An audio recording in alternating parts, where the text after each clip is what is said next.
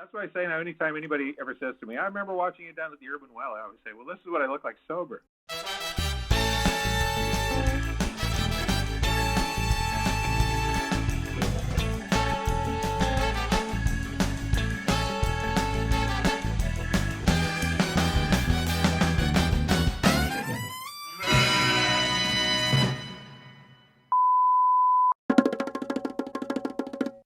All right, well, welcome to Unstaged with Dave Nystrom. I'm Dave Nystrom, and today a very special guest was able to pop by.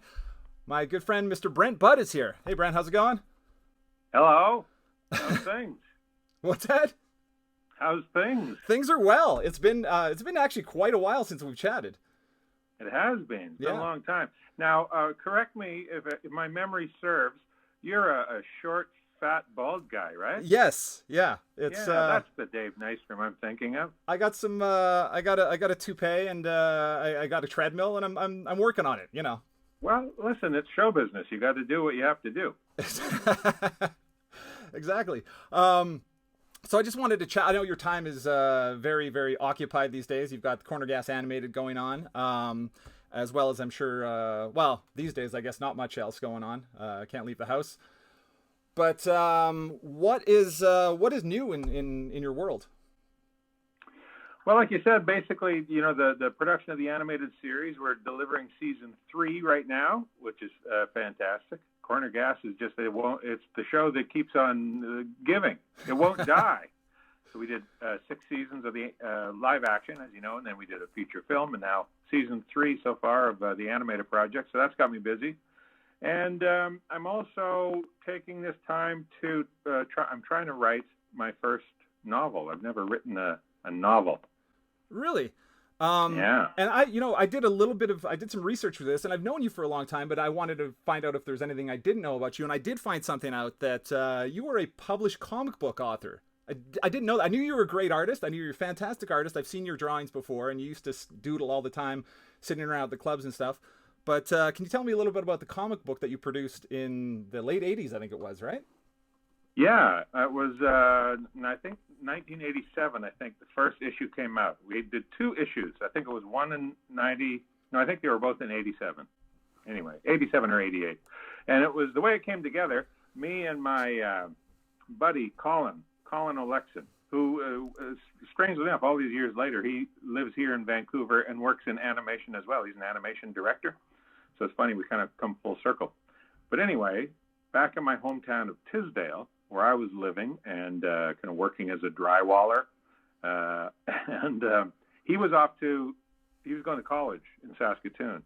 And over the summer, he was back home in Tisdale, our hometown, and we went up for coffee. And I said to him, hey, listen, I came up with this idea that I think would make a good 8-page filler. A lot of times, the large magazines that Marvel Comics did, like Savage Sword of Conan, they would have an 8-page filler in the back. And so I came up with this idea about interdimensional, sexy warrior women fighting demons to protect the existing Earth. And it was very late 80s, hormonally fueled, you know. It's exactly what you would imagine a guy would come up with in the 80s. So anyway, I pitched it to him, and he was like, yeah, that's interesting idea. And then the next day, he called me up, and he said, let's go for coffee again. So overnight, he had kind of flushed this thing out. He had mulled it over in his considerable noggin, and he flushed it out into something that had real legs, like this could be a series. And then I was like, well, damn it, we're never going to sell a series to Marvel. Like, selling a one-off 8-page filler, maybe, but they're not going to buy a series from 2 farm kids in Saskatchewan who've never done anything. So I've always been kind of entrepreneurial. I've been my own businessman since I was 13. So I said, well, here's what we need to do. We need to start a publishing company. And he was like, what? So yeah, started our own publishing company called Windwolf Graphics. And we published 2 issues of Existing Earth. And it was all going in the right way, but it was kind of my first really valuable business lesson. We undercapitalized. So before we could get profitable, we ran out of resources. Oh, but there's copies of this out there. You published and sent out. Yeah. Fantastic. Yeah, it was 1,000 print run for each issue. I've been in TV long enough now that I keep wanting to say episodes, but each issue had a print run of 1,000. So they're rare, and the value has skyrocketed. It's probably worth nearly $2 per issue now. So happy treasure hunting, kids. There you go.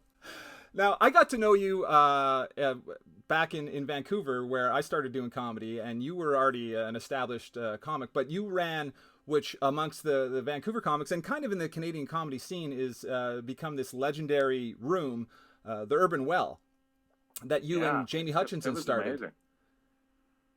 That was such it kind of, you said the Canadian comedy scene, I've learned that it's kind of went beyond that, because we used to have, as you recall, guys would come down, like Robin Williams was there a lot. We had Zach Galifianakis was there a lot. David Cross came by. I think Sarah Silverman was there. Kevin Nealon. A lot of comedians that came through Vancouver had heard of the Urban Well and came down. And they ended up telling other comedians about it in the States, because I've had other comedians who were never there come up to me and say, hey, tell me about the Urban Well. I hear it was this amazing, it was like a legendary comedy venue. We would do 2 shows on a Tuesday. We would turn the crowd over on a Tuesday night, sell out 2 shows. It was amazing. It was the craziest thing. We put through like 30 comedians on the night. Yeah, I mean, I remember when it started and really caught fire quite quickly. And coming down on nights to either just hang out and watch, because there were so many fantastic comics that were on the show, or if I happen to have a spot, and having to go into the and it was basically a small little lounge kind of restaurant. It had a seating capacity of 110 legally, and we almost always, there were a few times the fire department came through and said, you got to get some people out of here. Well, it would be so busy that we would have to enter through the kitchen just to get into the place and hang out kind of at the back. And it was just such a fantastic night of a lot of really experimental comedy happened there too. That was one of my favorite things about it. People would come down there and take a lot of chances, and people really invested a lot in what they brought to the stage there, because not only was there a packed house and a hot room almost every single Tuesday, there was always as for myself and a lot of other comics, even if you didn't have a spot, you would come hang out just to watch. So there would be this sort of jury of your peers that were watching you, and you really didn't want to eat it in front of them. So people really brought their A game, and it really, I think, helped a lot of Vancouver comics in that scene develop. Yeah, I think so. It was really like kind of testing your mettle, and I think the comics that were there for them, I think for a lot of them it was like, let's see how drunk Brent gets by halfway through the late show tonight. Yes, the old Prairie Wedding, as I recall, was your go-to. Was hitting the Rhine water pretty hard back in those days. Yeah, well, we all were. It's I've moved on to a responsible father now, so I don't even. Yeah, I'm that's why I say now, anytime anybody ever says to me, I remember watching you down at the Urban Well, I always say, well, this is what I look like sober. And since then, obviously, a lot of amazing things have happened for you. I remember at the time when you were going to, we had a little chat about you were going to pitch Corner Gas, and you were going to pitch Corner Gas to CTV, and you were also in talks at the same time with CBC about doing a talk show. Yeah, CBC, it kind of came about that CTV was interested in the show that they had kind of heard that I had. So David Story, the director, had said to me, hey, listen, the network is interested. They want to know if you have any show ideas. So I said, well, the only thing I wrote a treatment for a TV show about a gas station in Saskatchewan, but I can't imagine they'd be interested in that. And I told him a little bit about it. He told them, just verbally told them about the show that I had a treatment for, and they were interested. They wanted to see it. So that kind of surprised me. And then we got into discussions about doing the show. And at the same time, I guess word got to CBC that I was talking to CTV about doing a show, because the head of CBC at the time called me in for a meeting. And I guess they wanted me on their network instead of CTV, and they offered to give me a daytime talk show, which was it was kind of interesting to me, because a talk show is something I've thought about doing for years and years. It's, I really kind of idolized Letterman and his comedy, and just the notion. I used to do a live version of a talk show at the Urban Well sometimes. I remember that, yeah. And so I was kind of tempted, but it was really kind of it was not a solid sort of offer. Whereas what CTV was offering was like, yeah, we're going to buy a series of your half-hour network sitcoms, right? And it was solid, and there was paper to sign. Whereas the CBC deal, I guess they were kind of putting it together really late in the day, and it didn't seem or feel tangible to me. And also, the notion of a daytime talk show didn't interest me. If they had said we'll give you a nightly, 11:30 p.m. talk show, I never would have gone down the corner gas road probably, and I would have been much worse off for it, I bet. Is that something you'd still consider at this point in your career in life? Is a nighttime talk show? It's not something I'm pursuing, but if it fell on my lap, like if one of the networks said to me, "Listen, we're thinking we want to do a late night talk show. We think you're the guy to do it," I would say, absolutely, let's talk further. I would absolutely be interested in it. I think it's a very kind of pure form of comedy because it's conversation driven, and I love playing with language and I love talking to people.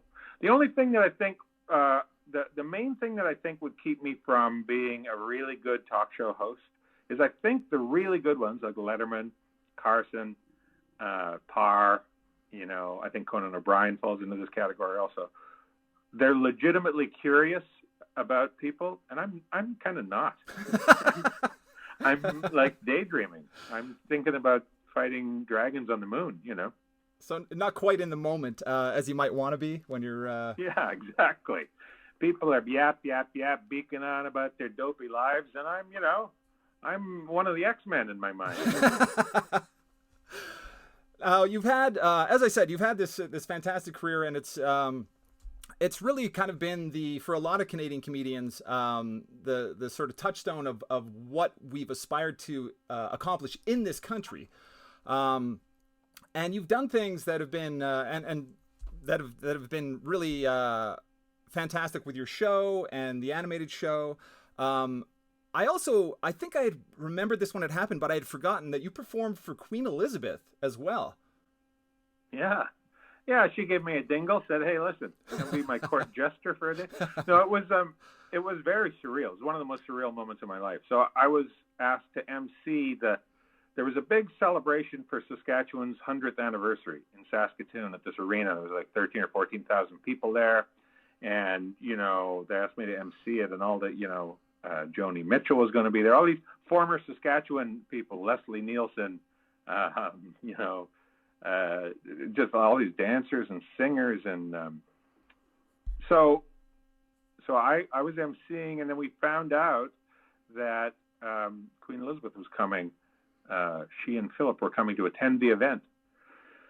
And so, I found myself, I was on stage singing to the Queen. I was singing a song that I wrote called Nothing Rhymes with Saskatchewan. And there's, Queen Elizabeth sitting there politely watching me sing my dopey song about how nothing rhymes with Saskatchewan.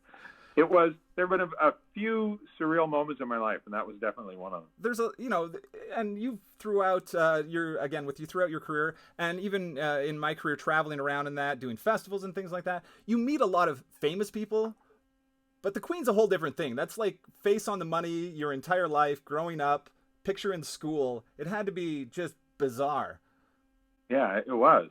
And, she came on stage after, so I shook her hand. So, and it reminds me of, like, I was thinking about this at the time, because this is a true story. When I was a little kid, very little kid, I said to one of my older brothers, John, who is 10 years older than me. So let's say maybe I was like 4 or 5 and he was like 15, And I remember saying to him, I wouldn't want to meet the Queen, because if she didn't like you, she could chop your head off. And he was like, she can't chop your head off. And I was like, yeah, that's in all the books, like if the king or queen doesn't like you, go off with your head. So that'd be a lot of pressure. I don't want to meet and we had this argument back and forth. He was saying the Queen can't have your head chopped off. And finally, he said he got impatient with me. He just said, "Well, just don't worry about it. You're never going to meet the Queen." And I was there shaking her hand and on stage and stuff. So it was very, but that conversation came back to me at the time. Whether or not she could chop your head off as you shook her hand. Well, just that conversation with my brother, I was kind of like I had a real in your face moment in my head. Yeah, I think you won that one. Yeah. So another thing that I again I had forgotten was you were given the Sir Peter Ustinov Award for international comedic achievement. And yeah, how about that? Which was that's really amazing as well. Congratulations on that. But previous winners of that were like John Cleese and Bob Newhart, and really, really amazing company. Yeah, I made people that I really look up to. Yeah, it's fantastic. I know there's a lot of comedians as a comic that you watch. It's why you get into comedy. But who's your favorite comedian? Well, I mean, it's hard to pick a very favorite comedian, just because there are so many that are. I think the stand-up is probably somewhere between these three people. It's probably between Brian Regan, Colin Quinn, and Paul Irving. You ever see Paul Irving from Toronto? Yeah, I'm familiar with Paul. Yeah, he's the hilarious. Most original comedic mind I think I've ever encountered. He would make me, and it was funny because he would so often not do well. The crowd would just stare at him, and the comedians, we would just be in a pile in the back of the room, like weeping, laughing so hard, and the crowd would be like looking like this. What the hell is this guy talking about? I think that's the case with a lot of comedians that are really innovative. But like I know Norm Macdonald would often bomb, and he's widely considered by most comedians as one of the greatest. Yeah, but Norm had a much higher hit rates than Paul. Yeah. Norm, there were nights, like I've seen Norm, I used to open for Norm on the road when I first started doing stand-up. And, maybe 20% of the time he wouldn't do well. But 80% of the time, 70% of the time he would do good. And then the other, whatever the math is, 10% of the time, it would be an unbelievable home run. Like you've never seen anybody make a crowd laugh like that. But he made it work more often than not. Paul, for whatever reason, more often than not, a regular, typical comedy club crowd would have a hard time getting on board. But if he was in more of an alternative style venue where people were maybe a fraction more open-minded and wanted to see something different, then he would kill. And he would destroy like nobody you ever saw. It would just happen so rarely. But man, he made me laugh. He was, like I said, one of the most original. I'd never seen anybody process information in that way to come up with that kind of comedy in my life. He was amazing to watch. That's fantastic. Again, coming up, it was a real pleasure to watch watch you. And I mean, I was there the night that you premiered the Fabio on the roller coaster bit, which is still to this day one of my favorite bits of yours. If you haven't seen it, go to YouTube and just punch in Brent Butt Fabio, and you can watch the entire thing. But well, that's a pretty truncated version. That's the Just for Laughs version, which was, I think they cut it down to like a 6-minute thing. But when I would do it at the Urban Well, it would be about a 15-minute bit. It was always just such a pleasure to go down there, and like I said, even if I wasn't on the show, just to watch what was happening down there, and to watch you steer the show. If somebody went up and didn't do well, you would bring the room back around, or if somebody was really crushed it, you would just kind of roll it along. And I learned a lot myself about actually hosting a show, watching how you did that. So it was a real pleasure. Man. Yeah. And I know you're really busy, so I'm going to let you go. But thank you so much for doing this. Really, really appreciate it. Fantastic to have a chance to chat again. It's been way too long. And next time you're through Calgary, I'd love to grab a coffee and catch up. Yeah, I got family there, so I'll come through when this apocalypse is over, and we'll definitely grab a beer or something. Fantastic. A prairie wedding. Excellent. I'd love that. Well, thank you so much, Brent Butt, ladies and gentlemen.